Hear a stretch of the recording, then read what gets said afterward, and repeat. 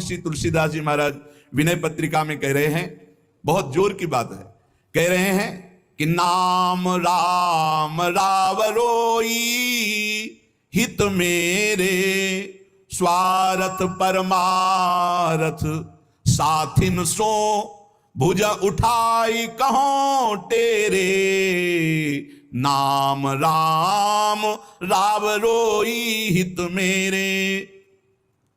मैं हाथ उठा के कहता हूं, जो स्वार्थ के मार्ग में चलने वाले हैं या परमार्थ के मार्ग में चलने वाले हैं, या आप जितने भी मुझे अपना मानते हैं संगी साथी, मैं सबसे हाथ उठा के पुकार करके घोषणा करता हूं कि त्रिभुवन में केवल एक परम कल्याण करने वाला भगवान का नाम है। मेरी बात मान लो।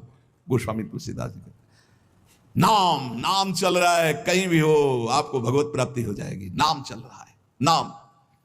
जननी जनक तजो जनमी करम बिनु विधु ही सृजो अवडेरे मोहू सो को कहत राम ही को सो प्रसंग के ही केरे। देख लो मेरा भाग्य, जन्म लेते ही माता चली गई। बड़े महापुरुषों के साथ बड़ी घटनाएं घटती हैं। जन्म लेते ही माता चली गई। अभागी जानकर पिता ने कभी प्यार नहीं किया, त्याग कर दिया। जिस पुत्र के प्रकट होती मेरी अर्धांगिनी चली गई, मैं ऐसे पुत्र का मुंह भी नहीं देखना चाहता। तो माता ने तो शरीर त्याग के चली गई, पिता ने मुझे त्याग कर दिया। ब्रह्मा ने मुझे कुछ अभागा ही रचा है। गोस्वामी तुलसीदास जी कहते हैं, बड़ा बेढप मेरे भाग्य की रचना करी। जिसके दरवाजे में खड़े हो जाते टुकड़ा नहीं देता, भगा देता। जिस दासी ने पालन पोषण किया, कुछ दिन बाद वो भी पधार गई। सबको ये भ्रम हो गया कि तुलसीदास जी महाराज के लिए कि बड़ा भागा बालक है, जिसके दरवाजे पे खड़ा होगा कोई घटना घट जाएगी, कोई भोजन नहीं देता। बोले ब्रह्मा ने कुछ भाग्य ही ऐसा रचा था। अब जो मुझे समझ में आया कि मेरा जो भाग्य बदला वो राम नाम से, राम राम राम। पकड़ो बात को, पकड़ो। अब तो कोई कोई कहता है कि तुलसी राम का है। अब अभाग्य मिट गया। बड़े बड़े बादशाह ताज उतार कर रखते हैं। जानते हो ये सब क्यों हो रहा है? क्योंकि हमने राम नाम का आश्रय ले लिया। अब खूब राम राम राम राम जपता हूं, उसका परिणाम हुआ कि सब कोई सम्मान देता है, सब ताज उतार के रख रहे हैं, प्रणाम नमस्कार दुनिया वाह वाह। क्यों? क्योंकि राम राम जपता हूं, राम का हूं, इसलिए। बात समझो।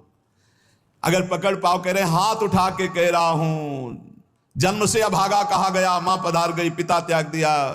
संसार के लोग कहते अभागा है, लेकिन राम नाम का प्रताप ऐसा उदय हुआ।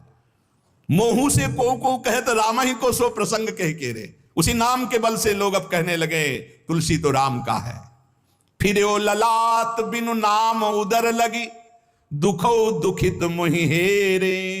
आहा, जब मैं राम नाम का आश्रय नहीं लिए था, तब पेट भरने के लिए द्वार द्वार पर ललचाकर भूख से व्याकुल होकर खड़ा होता।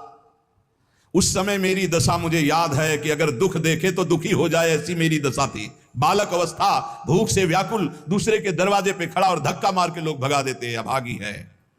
फिर ओ ललाट बिनु नाम उदर लगी दुखो दुखित मोहि हेरे।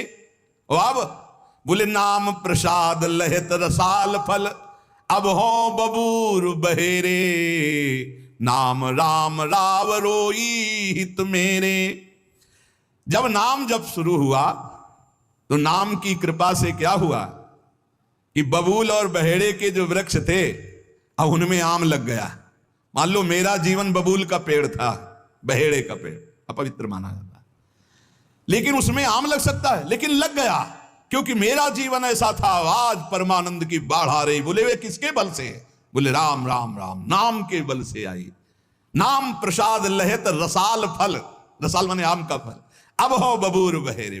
पहले तो मैं कैसा था? बोले बबूल का पेड़, काटा ही उगेगा, दुख ही मिलेगा। जब नाम का जप शुरू किया तो उसी बबूल में रसाल लग गया, आम का फल, अर्थात महान आनंद। साधत साधु लोक परलोक ही सुनि गुनि जतन घनेरे तुलसी के अवलंब नाम को एक गांठ कई फेरे नाम राम राव रोई हित मेरे। संत जनों ने, शास्त्रों ने जब कहा कि जीव के समस्त दुखों को मिटाने में समर्थ है नाम। बस उसके अनुसार हमने पकड़ लिया, नाम जप करना शुरू कर दिया। उनकी बात मान करके जब नाम जप किया तो लोक परलोक सब बन गया। हरिवंश महाप्रभु कहते ये परलोक सकल सुख पावत मेरी सो भैया कृष्ण गुण संचु। इस लोक और परलोक में समस्त सुख आपका वर्ण कर लेंगे, मेरी बात मान लो, मेरी कसम है तुम्हें, तुम नाम जप शुरू कर दो। अगर दुख से निपटना चाहते हो, तभी लोग कहते हैं बाबा का हर प्रश्न का उत्तर नाम होता है।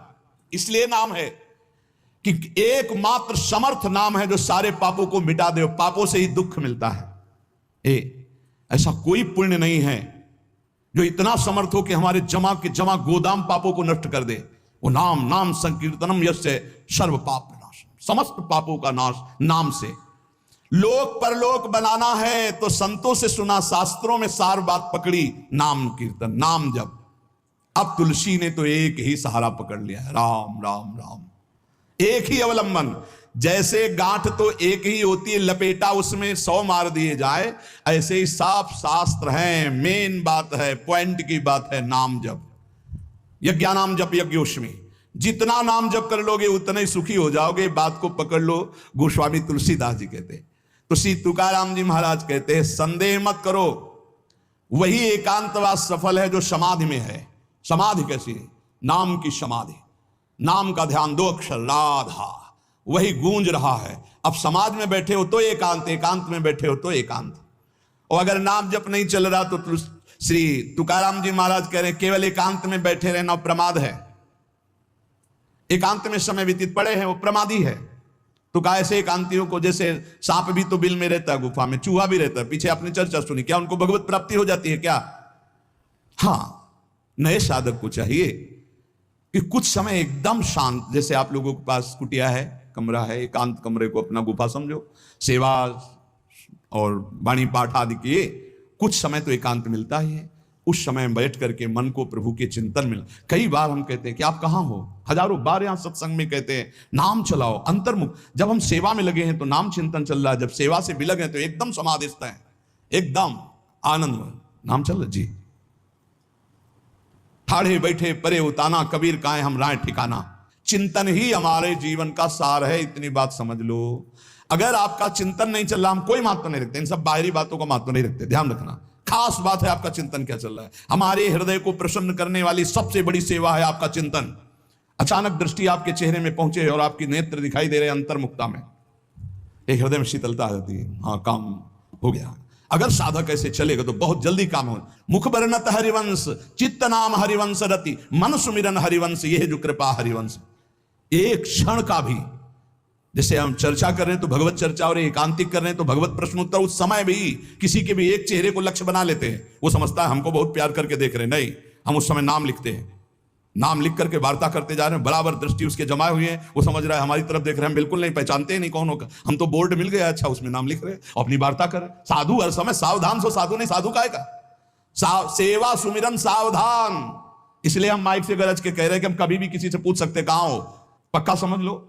हमारा कोई व्यवहार नहीं है, हमारा कोई प्रिय नहीं, हमारा सबसे प्रिय वही है जो भजन करता है, जो सुमिरन करता है। अचानक दृष्टि पड़ी, आपसे पूछा कहां हो जी, अच्छा ठीक है, हृदय शीतल हो जाएगा। अगर सुमिरन नहीं तो फिर हमको आप अगर सेवा शब्द से प्रभावित हो तो सेवा है आज्ञा, आज्ञा समन सुसाहिब सेवा। अब जो ही कहा करें हम सोई आय लिए चलें। सेवा की आड़ में अपनी चित्त वृत्ति का मनोरंजन मत कीजिए, मनोभंजन करना है, हर समय भगवत चिंतन परायण रहना है। अगर भगवत चिंतन नहीं तो आपका कोई अस्तित्व, देखो ये बड़ी दौड़ है, छोटी मोटी दौड़ नहीं है, ये बहुत बड़ी दौड़ है। आपको संसार समुद्र से अकेले पार होने की बात नहीं, तुम साधु हो, तुम लाखों को पार कर सकते हो, समझना।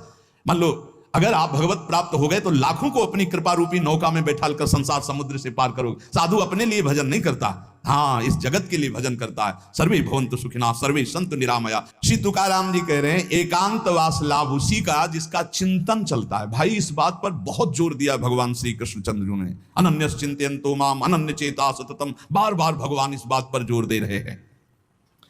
जनसंग में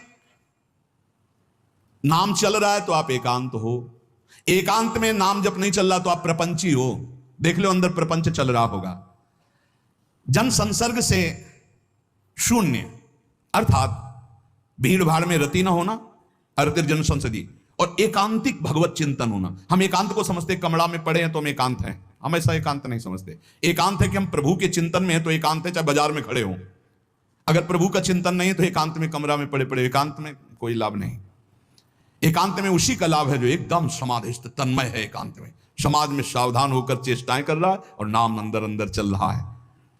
आनंद कंद भगवान गोविंद को छल छंद अच्छा नहीं लगता, मतलब नाटकबाजी अच्छी नहीं लगती। जहां हो वहीं भजन करो, जैसे हो उस परिस्थिति में भजन करके दिखाओ। भजन की भूख जग जाए यार, यही सत्संग का लाभ है, भजन की भूख जग जाए। एकांत का तात्पर्य है प्रभु की शिवा और कुछ सुमिरन में ना ना, प्रभु के चिंतन में डूबना। ए भाई समझो, सत्संग सुन रहे हो उसको पकड़ो, अपने हृदय में बार बार चलाओ। देखो ये अंदर से बात समझ लीजिए, हम उसे बहुत जी जान से प्यार करते हैं जो भजन करने वाले हैं। हम जिन साधकों को देखते हैं कि अपनी सेवा दिनचर्या और भजन किसी से मतलब नहीं, ऐसे ऐसे साधक हैं कि एक एक दो दो वर्ष हो गए हमने कभी उनसे राधे श्याम हमारी उनकी नहीं हुई होगी। और आप सच्ची मानिए एक दिन भी ऐसा नहीं जो हमारे चिंतन में नाते हो, चिंतन के द्वारा उनका पोषण। और हमारे पास हो अगर भजन नहीं करते तो सच्ची मानिए हम जानते भी नहीं है। अभी आप हमें अंदर की बात, जैसे वो कह रहे थे कि हम जान गए आपको, तो हम कहा नहीं जाने हो, जान जाओगे तो प्रेमानंद बन जाओगे, प्रेम और आनंद प्रिया और लाल के रूप में डूब जाओगे। ये हमारे गोविंद आनंद कंद सच्चिदानंद प्रभु को ये छल छंद अच्छे नहीं लगते, उनको तुम छल कपट में नहीं फंसा सकते।